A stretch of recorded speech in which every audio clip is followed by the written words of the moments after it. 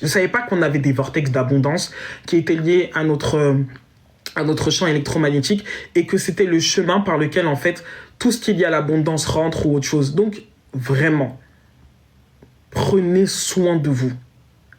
Développez le silence sacré. Les gens qui sont toujours dans le bruit ne sont pas en mesure de s'écouter. Ce que je vais vous dire, le silence, pratiquez le silence.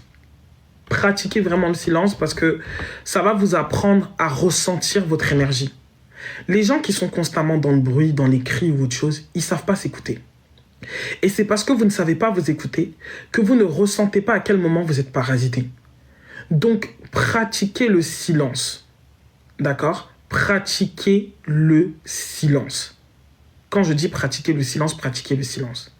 Donc, mais c'est vraiment ça en fait la bêtise. Et ils sont là pour ça. C'est leur but sur cette terre. Oui, parce que, mais c'est pour ça que je vous ai dit que, et cette semaine, si vous en avez la possibilité, allez voir le film Sinners. Franchement, si vous avez été, c'est un enseignement pour tout le monde. C'est un enseignement pour tout le monde. Votre parole et votre consentement. Il y a des gens qui vont vous provoquer. Et je vous jure que quand vous allez voir, tous ceux qui iront voir le film, vous me direz, vous voyez la chinoise là, à un moment donné dans le film, il y a une chinoise. On l'a provoquée jusqu'à... Elle s'est oubliée. Elle a dit, ouais, vous allez faire quoi? Vas-y, rentrez. L'ego a pris le dessus. C'était fini. Tous les vampires, ils sont rentrés dans la maison. Et c'est ce qui se passe quand vous êtes en colère et que vous parlez dans la colère. C'est ce qui se passe quand vous avez peur et que vous parlez dans la peur. Vous permettez à des djinns là ou des entités malveillantes de venir se greffer à votre énergie. Et après, vous vous retrouvez avec des larves astrales. Et ces larves astrales viennent vous bouffer votre vitalité.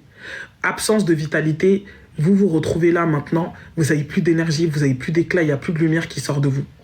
Et si vous avez le malheur de vous trouver dans des basses fréquences, non, c'est au cinéma actuellement, vous avez le malheur de vous trouver dans une basse fréquence émotionnelle, à être avec la honte, la colère, à être dans cette fréquence comme étant votre état de quotidien, vous allez attirer en fait des gens qui sont dans cette ligne de temps. Vous ne devez pas penser la vie en autre chose qu'en fréquence. Vous ne devez pas penser la vie autrement qu'en fréquence. Tout est une fréquence. La ligne de temps dans laquelle tu te trouves est une fréquence. La ligne de temps dans laquelle tu veux aller est une fréquence. La chose que tu veux créer, c'est une fréquence. Si vous arrivez à regarder les choses comme étant des fréquences, vous allez comprendre en fait que tout c'est un encodage ou un désengrammage. Vous avez un engrammage qui vous permet de rencontrer et de revivre les mêmes expériences constamment. Vous avez un engrammage qui vous force en fait à accepter en fait des choses que votre conscience même ne veut pas. Chacun d'entre vous, vous devez faire le travail. Quand on parle du scorpion, la pleine lune en scorpion, on parle aussi d'un travail d'introspection profonde et sacrée. Vous devez retourner à l'intérieur de vous et vous demander, vous questionner. Tu vois cette personne-là, toxique que j'ai attirée dans ma vie, à quoi elle correspond dans mon champ? Est-ce qu'elle n'a pas les mêmes comportements que mon père, que ma mère, ou que des choses que j'ai vécues? Est-ce qu'elle ne fait pas écho avec des gens que j'ai déjà rencontrés quand j'étais enfant? Vos perceptions sont inversées par deux facteurs. Là, j'étais en train de préparer parce que là, j'ai une personne qui pratique le pendule et du coup, elle a 2 heures de coaching avec moi où je vais l'aider en fait à développer ses propres protocoles. Bref, il y a un enseignement que j'ai reçu pour elle. Je ne vais pas tout vous donner, mais je vais vous donner une phrase qui est très importante. Les perceptions que vous avez aujourd'hui sur votre vie sont façonnées par 2 facteurs. Les traumatismes de l'enfance et les expériences vécues de vos vies antérieures. L'âme se rappelle, donc elle perçoit différemment parce qu'elle n'a pas guéri de ses propres blessures qui l'ont polarisée dans la douleur. Et vos blessures de l'enfance, vos mémoires d'enfance vont façonner vos perceptions actuelles. Donc aujourd'hui, tu peux être en train d'attirer ce qui est mal, pourtant tu veux ce qui est bien. Tu comprends? Et ça, il faut que tu fasses des décrets. Moi, je ne travaille qu'avec ça. Franchement, depuis que j'ai découvert les décrets, ma vie, elle a changé. Me rendre compte que ma seule parole est créatrice. Que ma voix est un vecteur de vibration qui est capable, en fait, d'encoder, de modifier ma réalité. Nos ancêtres, quand ils faisaient des rituels ou qu'ils se réunissaient et qu'ils chantaient, c'était pas rien. Si la musique dans le film Sinners a été mise au centre du film, il y a quelque chose qu'on dit dans ce film-là, c'est que cette musique, quand elle est jouée, a le pouvoir de réunir tous les temps. Mais parce que, en fait, le chakra de la gorge, il est lié à notre corps karmique. Et notre corps karmique, là, en question, notre dimension karmique, c'est là où nous avons nos vies antérieures, nos vies futures, nos programmes futurs. En fait, toute notre réalité est déjà engrammée dans notre dimension karmique. Et notre gorge, notre parole, a le pouvoir, en fait, de dire « j'annule ça, je rétablis ça ». Le passé, le présent et le futur se trouvent déjà dans la dimension karmique et ils sont déjà en état d'accomplissement. Toutes vos vies parallèles se trouvent dans votre dimension karmique. Donc, il est important de vous rendre compte que si la gorge est liée à cette dimension de votre être, ça veut dire que vous ne pouvez pas parler comme vous voulez. Vous ne pouvez pas dire les choses comme vous le souhaitez. C'est pour ça que les peuples les plus anciens ont valorisé le silence comme étant une arme, étant un pouvoir sacré. Nous sommes dans une société qui nous pousse à une consommation excessive, mais surtout à un besoin excessif de parler, de donner notre avis. Nous sommes stimulés constamment parce que nous avons les réseaux sociaux qui nous poussent à donner notre avis tout le temps. En fait, on est constamment en train de parler. Et on ne se rend pas compte que parler, là, c'est de la vibration. Les gens jettent des sorts à longueur de journée. Ils se jettent des sorts envers eux-mêmes, à dire des paroles désobligeantes sur leur propre personne. Ils se maudissent avec leurs propres paroles. Ils vivent une situation alors qu'ils sont victimes de quelqu'un qui leur a fait du mal et ils vont dire « Putain, mais qu'est-ce que je suis conne !» Tu te maudis. Tu inverses ta réalité. Tu crées dans le champ karmique une information qui dit que toi, tu es conne, que toi, en fait, tu dois vivre des expériences que les gens cons, ils doivent vivre. Ça paraît être excessif, ce que je dis. Ça peut vous sembler être quelque chose qui demande trop de concentration, mais en réalité, c'est un état. La conscience est un état. Et quand vous irez regarder ce film, vous constaterez que Stark et Smoke, c'est deux états de conscience totalement différents. Il y en a un qui était dans la raison, dans la raison, qui était dans une conscience plutôt raisonnée et qui ne voulait pas accepter la dimension spirituelle. Et il y en a un autre qui n'en avait rien à foutre de tout. Pour lui, c'est Viva Street, manger, dormir, critiquer, faire l'amour, et puis ça s'arrête là. Vous avez votre vie pas entre vos mains. Votre vie tient sur votre langue. Votre vie tient sur votre langue. Et la passion déchaînée que les pervers narcissiques ou que ces mages noirs, ils ont quand ils rentrent dans votre vie, ils font tout pour se lier à vous. Ils font tout pour que vous puissiez dire « Oui, je t'accepte ». Ils font tout, ils vous posent des questions suggestives. « Alors tu penses que je devrais faire ça? Alors tu penses que je dois faire ça ?» Dès lors que tu as dit « oui », tu les accueilles. You listen to me. On ne va pas les rencontrer tout au long de notre vie. Mais jusqu'à ce que vous puissiez devenir totalement conscient, d'une manière ou d'une autre, vous tomberez au moins sur une personne comme ça, qui va venir quelque part vous refléter où sont vos failles, où sont vos faiblesses. L'heure n'est pas à accuser les autres. L'heure n'est pas à les pointer du doigt parce qu'ils sont comme ils sont. Et ils ne changeront pas. Mais ce qui est important à savoir, c'est qu'est-ce que ça me renvoie. Quel est le point par lequel cette personne est rentrée dans ma vie? Qu'est-ce qui me manquait? Qu'est-ce que je ressentais à ce moment-là? Qu'est-ce que mon cœur, en fait, c'est-à-dire dans quel état j'étais? Il faut les regarder comme un miroir pour anéantir leur pouvoir sur vous. Il faut s'asseoir et se dire à quelle blessure ça fait écho. Genre, est-ce que j'avais un manque d'estime de soi, de moi-même? Ce qui était mon cas. Est-ce que je me sentais honteuse? Est-ce que ceci? Est-ce que cela? C'est-à-dire que tu reviens à toi. Tu ne cherches pas à aller en guerre avec ces gens parce que tu ne gagneras pas.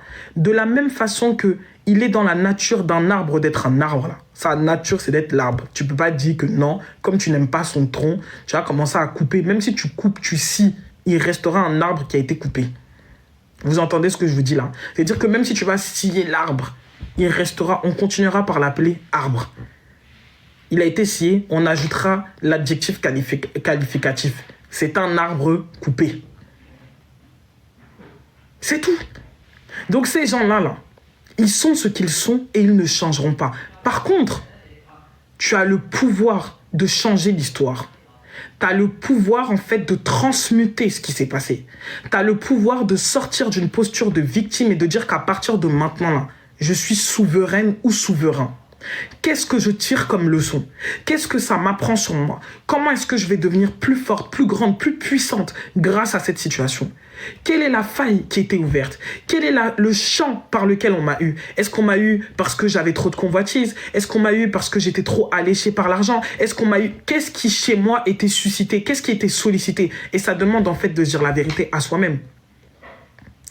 Moi, je sais que je suis tombé sur ce mage noir parce que j'avais une insécurité émotionnelle. Mon problème, il était d'ordre émotionnel. J'avais besoin d'une sécurité affective, de style maternel en fait. Si j'avais pris le temps dans ma vie de régler, de faire le nécessaire, d'aller voir des psychologues, de mettre en lumière en fait le traumatisme que j'avais, le rapport à l'affect de la mère qui n'était pas guéri, je ne serais jamais tombé sur cette personne. Je suis tombé, et même si j'aurais croisé son chemin, mon corps l'aurait repoussé, et mon corps l'avait repoussé. Mais quand ces personnes, ils vous observent, ils vous analysent, et ils savent où se trouve la faille. Ils ne sont pas pressés. Et vous savez, dans le film Sinners, vous allez voir qu'à un moment donné, ce qui les brûle, c'est le soleil. Tout ce qu'ils peuvent faire, ils peuvent le faire que pendant qu'il y a l'obscurité. Mais quand le soleil, il représente votre conscience, il représente votre état de rayonnement. Quand vous avez réussi à rayonner, quand vous avez réussi à vous retrouver dans votre divinité, dans qui vous êtes vraiment, quand vous avez réussi à vous reconnecter à votre pouvoir personnel, que vous avez allumé le soleil de votre âme, à partir de ce moment-là, vous devenez tout simplement la kryptonite pour ces gens. Ils ne peuvent plus. Ils peuvent essayer, mais ça va les consumer. Donc il y a beaucoup de gens qui me contactent, qui me disent « Ouais, comment on se protège ?» On se protège par la conscience. Que les gens, ils arrêtent de vous mentir. Il n'y a pas de talisman qui protège quelque chose. Même le talisman qu'on te fait, il ne va que avoir effet en fonction de l'énergie dans laquelle tu te trouves. On t'a fait un talisman de rayonnement, et puis toi, tu es là, tu as honte. Le talisman, il ne va rien faire. Il faut que les gens, vous compreniez que toutes ces choses-là, ce sont des pouvoirs supplémentaires qui viennent se greffer à votre vrai pouvoir. Le pouvoir, il se trouve dans votre conscience. Le pouvoir, il se trouve dans votre cœur. Le pouvoir, il se trouve dans la décision que vous prenez de dire « Ma vie, à partir de maintenant, doit être comme ça ». Même les soins énergétiques que les gens font, moi j'en fais, je fais des soins ou autre chose. On peut donner, c'est le deuxième séminaire que je fais de 1 mois. Avant, j'ai eu à avoir plusieurs groupes. Quand vous regardez même les formations, une formatrice, elle peut donner tous les outils à 10 élèves. Dans les 10 élèves, là, il n'y en aura que 2 peut-être qui vont utiliser et qui vont se surpasser, qui vont faire même peut-être mieux que la formatrice. Un exemple. J'ai formé beaucoup de gens pour le resserrage vaginal au moment où j'en faisais. Ça n'a rien à voir avec la spiritualité. Hein. J'ai formé des gens dans le vaginal parce qu'il n'y avait pas de formation pour le resserrage IFU ou autre chose. J'ai formé, de tous les gens que j'ai formés, hein, il n'y en a qu'une seule que je peux dire qui est réellement sortie du lot. Qui est vraiment, c'est-à-dire qu'elle s'est tellement appropriée l'information qu'elle a dépassé le maître de loin. Et ça, c'est des choses qui arrivent que quand les gens décident et choisissent que je viens pas seulement faire des choses par effet de mode. Je veux changer ma réalité. Le pouvoir, il ne se trouve pas dans votre parole au départ. Il se trouve dans l'intention au départ. Il se trouve dans l'intention que vous prenez. Si vous ne prenez pas de décision puissante pour vous-même, vos paroles, vos actions ne seront pas accompagnées d'une autorité sacrée. Votre autorité, elle vous vient de votre, comme on dit, de votre plexus. Vous voyez le plexus solaire, quand vous tombez sur des vampires énergétiques, ils absorbent votre autorité. Ils absorbent cette énergie solaire que vous avez parce que c'est une énergie qui met des limites. C'est ce feu qui fait en sorte qu'ils ne vous approchent pas, qu'ils ne peuvent pas dépasser certaines limites. Mais quand ils arrivent, ils dévorent en fait. Ils dévorent vite. Il est vraiment temps pour chacun d'entre vous de récupérer votre pouvoir personnel et c'est vraiment le sujet de cette pleine lune. C'est vraiment le sujet de cette pleine lune. Votre pouvoir personnel. Votre force, votre énergie, votre puissance ne se trouve en rien d'autre qu'en outils qui sont autour de vous. Le pendule, le ceci, les cartes, la prière, peu importe l'outil que vous utilisez, la prière est un outil. Il y a des gens qui ne vont pas émettre des paroles, mais qui vont avoir des intentions qui sont tellement puissantes que ça peut changer le cours de l'histoire d'une personne qui se rapproche de ces gens-là. Donc, s'il vous plaît, revenez à votre centre. Revenez à qui vous êtes. Franchement, je prévoyais même pas de faire de live. Je me suis levé, je voulais faire une vidéo et après, je me suis dit non, fais un live. Je sais pas, on dirait qu'il y a des choses que j'ai à dire. Revenez à votre centre. Revenez à qui vous êtes. Et sachez que l'un des outils principaux que ces gens utilisent, c'est l'humiliation. Parce que quand vous tombez dans la honte, ils vous maintiennent. La honte est une fréquence, un état dans lequel que quand vous êtes, vous n'avez plus d'énergie. Vous devenez stagnant. Vous devenez comme un objet, vous n'arrivez plus à avancer. Quand quelqu'un a honte, c'est pire que la peur. Il n'a même plus d'énergie vitale. Quand le film, c'est Sinners. C'est écrit quand même quand vous vous connectez sur le live. Le film, c'est Sinners. Mais là, je suis plus sur le film. Là, je vous parle de... C'est vraiment ce que je canalise depuis mon cœur. La honte, c'est une fréquence vibratoire. C'est la pire de toutes. C'est juste au-dessus de la mort. Quand vous avez honte, quand vous vivez dans la honte, c'est comme si vous étiez déjà mort. Vous êtes un mort-vivant, en fait. On vous téléguide. On fait de vous ce que les gens veulent. Ils vous utilisent. Ils vous utilisent tout simplement parce que vous êtes dans une fréquence. Attendez, je vais vous prendre. Vous pouvez aller regarder l'échelle de conscience du Dr Hawkins qui parle en vibration et ça va vraiment vous aider en fait. Vous pouvez acheter le livre Pouvoir contre force pour encore mieux comprendre comment vos réalités se créent constamment. Attendez, je vais vous dire la honte, elle correspond à quoi? Quand quelqu'un vibre dans la honte, j'en ai marre de souffrir. C'est un choix, ma chérie. C'est un choix. Moi, j'ai une phase de victimisation. La période où cette meuf-là, elle s'est levée sur les réseaux, tout l'orgueil du monde que j'avais, toute la force que je plaçais sur moi, en me disant je suis trop intelligente, et ben, je me suis sentie dépouillée de tout ce que je représentais. Et c'est la honte, en fait. Et dans cette honte, je me sentais tellement mal que j'avais besoin de me cacher et que la première des choses que j'ai fait, c'était de fuir. J'ai voulu fuir en Asie, ça n'a pas marché, je suis partie en Espagne. Parce qu'il fallait que je me retrouve toute seule. Et j'arrivais à rien faire, je faisais que dormir comme si j'étais un pavé. Ça veut dire que rien ne ressortait. Plus de créativité, plus rien, plus de force, plus de courage, plus de volonté, plus de rien. La vie devient un processus d'élimination. Quand on vous met, en fait, quand on provoque chez vous des états où vous rentrez dans la honte en appuyant sur des micro-humiliations, des humiliations sourdes. Est-ce que vous savez ce que c'est des humiliations sourdes? C'est quand une personne va venir appuyer volontairement sur quelque chose qui vous fait mal, mais qui va le dissimuler dans une potentielle bonne parole ou autre chose. Genre, admettons que, je sais pas moi, je sais que ce qui te fait mal, je sais pas, c'est comme... Par exemple, Erin. Il y a plein de gens qui sont constamment en train de la contacter et lui dire « Ouais, tu devrais faire ça pour ton visage, tu devrais faire ça. » C'est des humiliations sourdes. En fait, tu sous-entends quoi, en fait? Que ça ne convient pas? C'est comme le corps. Quand une personne elle a envie de perdre du poids ou qu'elle se sent mal dans son corps et que les gens lui disent « Ouais, j'ai trouvé une gaine pour toi, j'ai trouvé ceci, j'ai trouvé cela. » Mais en fait, non, c'est des humiliations sourdes. Même si la personne, dans ses mots, elle ne te dit pas « T'es comme ça », t'es ceci, t'es cela. En fait, l'intention dissimulée derrière, c'est pas toujours d'avoir envie de t'aider. L'amour inconditionnel nous demande d'aimer les gens pour ce qu'ils sont, dans leur essence. Pas pour ce qu'ils ont, pas pour ce qu'ils présentent, pas pour quoi que ce soit, pour ce qu'ils sont vibratoirement parlant. Si quelqu'un ressent constamment le besoin de t'améliorer, de te changer, de te transformer, c'est que cette personne, elle n'est pas dans l'amour. C'est que cette personne, elle veut dominer une part de toi parce qu'une part de toi lui renvoie un reflet qu'elle ne supporte pas de voir. Moi, je sais par exemple que je suis tombée dans des complexes de ouf par rapport à mes seins. Je disais, putain, je déteste les gros seins, je déteste les gros seins. Pourquoi? Parce que quand j'étais petite, ma mère, elle avait toujours un regard méprisant vis-à-vis de mes seins. Et elle était toujours en train de dire, ouais, faudra que tu fasses une opération, faudra que tu fasses une opération. Et 3 fois, j'ai pris des rendez-vous chez des chirurgiens. Jusqu'à la dernière fois, je me suis dit, mais est-ce que c'est moi qui veux faire une opération ou est-ce que je veux juste répéter un programme dans ma tête? Et je me suis regardée toute nue dans une glace et je me suis dit, mais en fait, j'ai aucun problème. Genre, ils me conviennent.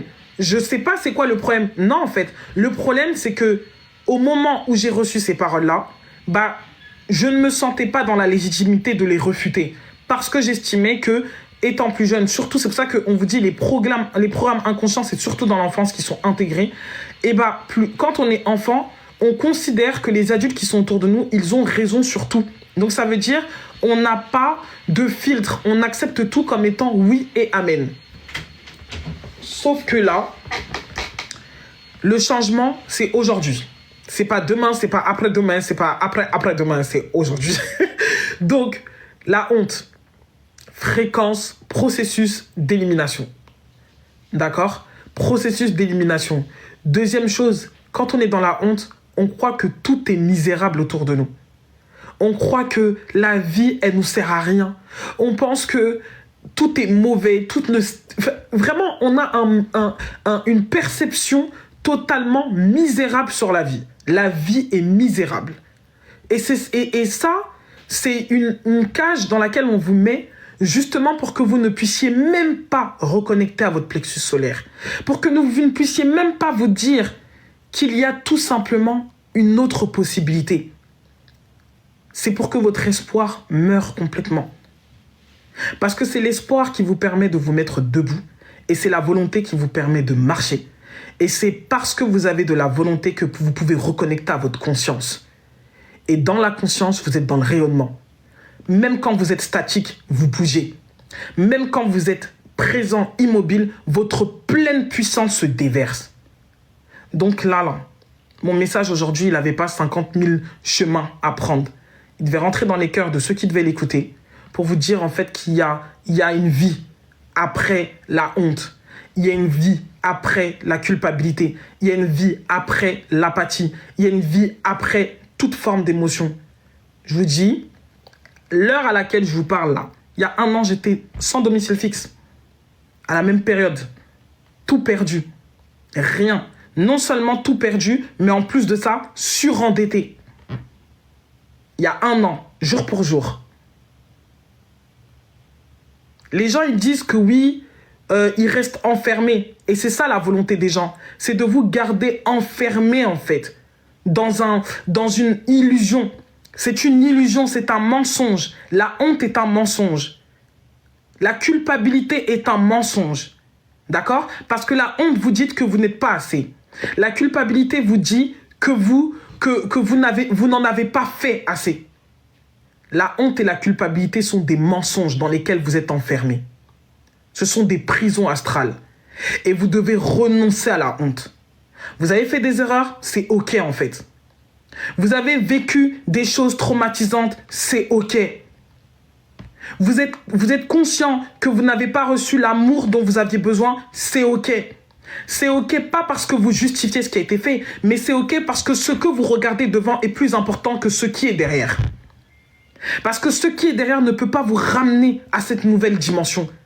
Ce que vous devez poursuivre est plus important que ce qu'on vous a pris.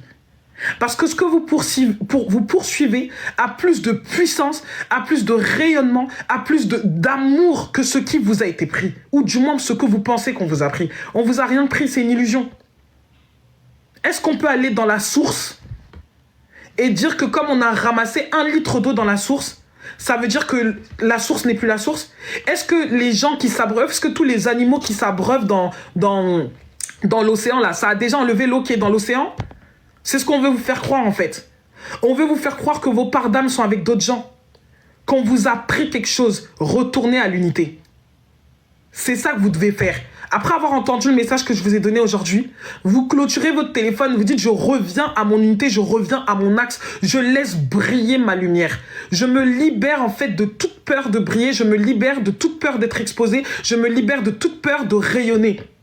Je me libère de toutes les injonctions qui m'ont été imposées, me laissant croire que le fait de briller est quelque chose de dangereux.